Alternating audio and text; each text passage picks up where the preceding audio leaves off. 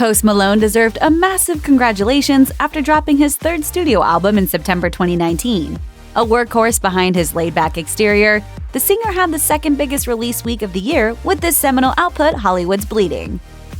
Post Malone might come off as a weed-smoking party boy who hangs out at Olive Garden, plays beer pong, and doesn't think twice before renting out an entire Hooters on a Monday morning to chill with his friends. But he's actually quite a prolific songwriter. In today's music climate, it's not uncommon to have a 2 to 3 year album cycle. Just look at Taylor Swift, who released 1989 in 2014, Reputation in 2017, and Lover in 2019. Even so, modern artists typically rely on a string of single releases and EPs rather than a full album. But not Malone. Hollywood's Bleeding has an impressive, expansive track list. Unlike the usual 10 to 12 songs of a traditional LP, Malone pushed the limits with 17 tracks. Plus, the album came out just a year and change after his sophomore effort, Beer Bongs and Bentleys.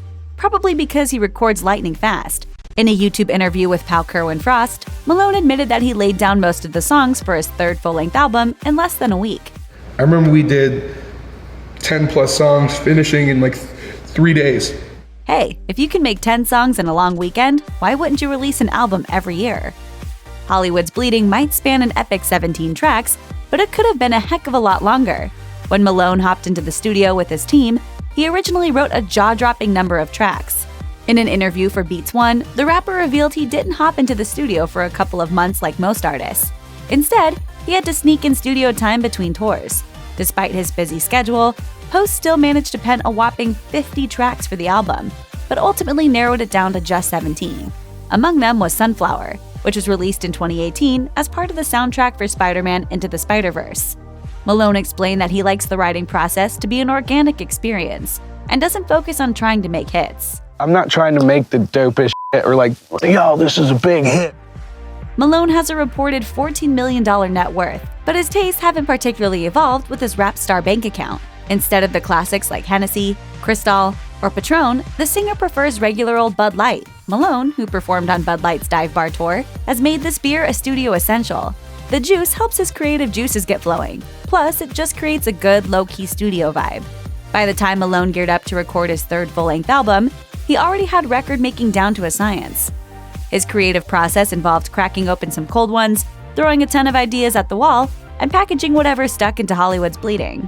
Usually I just go in and have an abnormal amount of Bud Light and go into the booth. He explained that he'll play around by singing over different beats for a while until he finds one worth writing down. We've done that probably 100 times and then just shift through them and then see which ones are smush hits. So that's how Posty ended up narrowing down Hollywood's Bleeding to 17 tracks. It all depends on the smoosh hit potential of those Bud Light-fueled ideas. Ozzy Osbourne and Post Malone are two of the most unlikely collaborators. Nonetheless, they managed to find common ground on the song Take What You Want. According to The Fader, the song was Osbourne's first top 10 hit in 3 decades, and it wouldn't have been possible without his daughter, Kelly Osbourne. Andrew Watt, who co-wrote, co-produced, and contributed guitar to Malone's hit, told Billboard that his idea for an Ozzy collaboration came when he saw Malone buy a picture of the singer from the Rainbow Bar and Grill. Though he didn't know Ozzy, he used his existing relationship with Kelly as a gateway. Watt told Billboard, "Kelly played Ozzy the tape and he loved it, but then I didn't hear anything for a while. I kept texting Kelly over and over again, and all of a sudden, we got the text from her that said, 'Dad's going to do the song. He loves it.'" The project briefly stalled when Ozzy was hospitalized due to complications stemming from the flu. Most of the recording of Take What You Want happened while Post Malone was home in Utah. According to an interview with Billboard, the singer couldn't make the session because of his touring schedule, but Andrew Watt managed to FaceTime him in while Ozzy Osbourne laid down the track. The rapper, who'd been a fan of Black Sabbath since he was a child, was a proper fanboy on the phone. In his Beats One interview, Malone admitted that he took screen grabs of the famed metal singer during their FaceTime chat. So we talked and it was like a big deal. Ozzy Osbourne. Unfortunately, the sentiment wasn't exactly shared. Apparently, you can break streaming records and still be anonymous in the eyes of your fellow rock stars. Watt admitted to Billboard that Osbourne didn't know who they were talking to on FaceTime, saying, "Ozzy's like, who the f*** is this? Are you talking with the bloody postman?" And everyone's laughing their asses off. According to Post Beats One interview, Osbourne did eventually admit to Watt that the song was his favorite thing he's ever done since Black Sabbath. Not a bad compliment coming from one of the most legendary acts of all time.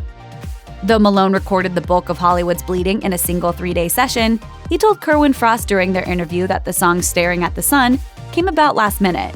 He ended up tapping SZA, whose hit The Weeknd peaked at #1 on the Billboard Hot 100 in 2018 for the track. Malone and SZA had been bumping elbows long before their collaboration. In 2017, they worked on Lord's remix of Homemade Dynamite, though it's unlikely they were ever in the studio together.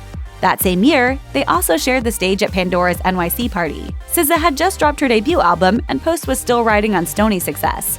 It seemed like it was only a matter of time before they linked up for real.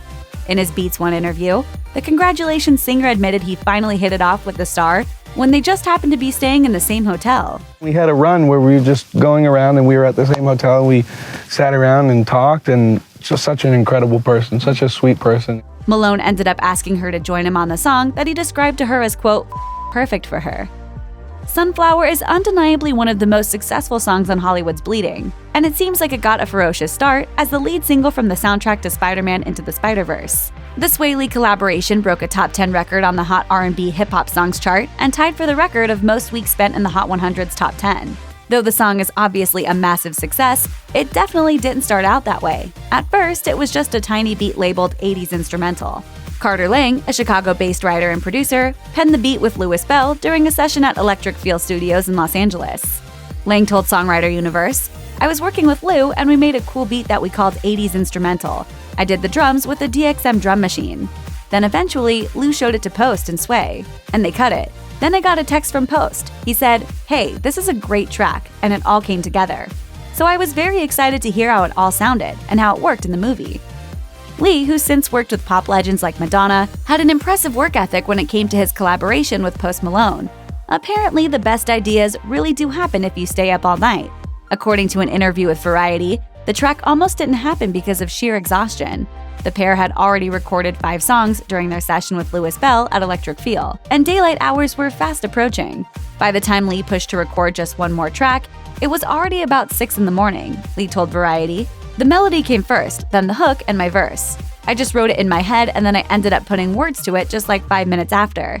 I was fully warmed up after a full night in the studio, and the most creative energy comes out at 5 a.m. amongst us creatives. I wanted to go out with a bang that night, and I got it out of me. The eye bags were clearly worth it. In the past, Lee has had streaming hits with Diplo and Ellie Goulding, but Sunflower was his first chart-topping hit as a solo artist in the US. According to Billboard, the song, which has since amassed more than 1 billion streams on Spotify, peaked at #1 on the streaming charts. Die For Me was a slow burn. The track, which features both Future and Hopeless Fountain Kingdom singer Halsey, was brought to Post Malone's attention long before he actually decided to record it. In his interview with Kerwin Frost, Post admitted that he wasn't in, quote, album mode when Louis Bell first brought in the song, because he was touring. It was only later that he discovered its true genius. He played it back also towards the end of making the record, and then I was like, this is massive. Malone added that the song ended up coming together like magic. It might have also been magic for Halsey, who was healing from a chaotic split from fellow music star G-Eazy. As the Daily Mail points out, her verses might have finally addressed the long-standing cheating rumors surrounding the former celeb couple. On the track, Halsey sings about selling 15 million copies of a breakup note. That breakup note was likely a reference to the star's single Without Me, which was her first #1 as a lead artist.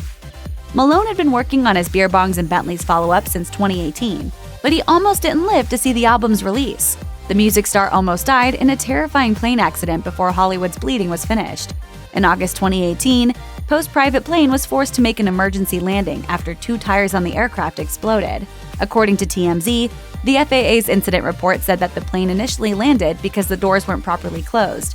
It took off again shortly after, which was when the 2 tires blew out. Both the tires and the airplane were overdue for maintenance, and the aircraft was reportedly way too heavy. To make matters worse, the crew allegedly ignored safety procedures.